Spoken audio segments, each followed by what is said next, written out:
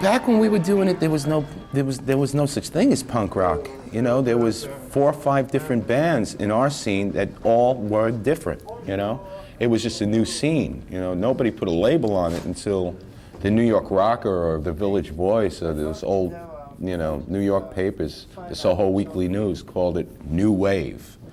You know. And then Malcolm McLaren happened to see the Dolls, or happened to see television, and all those guys with ripped clothing, and then Malcolm, being, you know, the entrepreneur he is, you know, went back and created that style, you know. So I don't think we were on the back of any of that. I think we just were around at the right time, doing things at the right time, but we were so different than the Ramones, and the Ramones and us were so different than Talking Heads, and we were also different than Patty and television, that it was just a unique scene, you know, of different type of eclectic acts.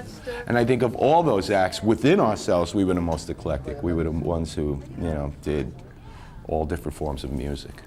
The identity of the group, it really is down to the person. I think that's another fascinating part about it. They can focus on Debbie, they can focus on the band, they can focus on just the songs.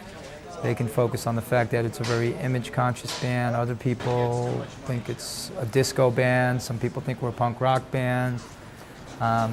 You know, so that's all good. The thing to do is to avoid being labeled in general. I think I'm not particularly fond of labels. No one wants to be labeled. Playing the old songs, I have a whole sort of personal nostalgia for them, and I get really emotional on stage and real, you know, teary and stuff. It's great, actually. I'm kind of liking that because it's just sort of letting myself go with this stuff, where I think I was a little rigid and sort of fighting against it.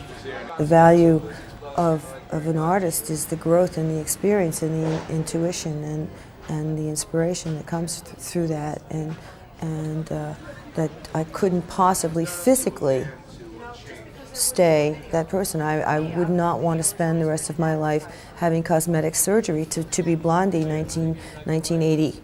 You know, I mean, that would be absurd.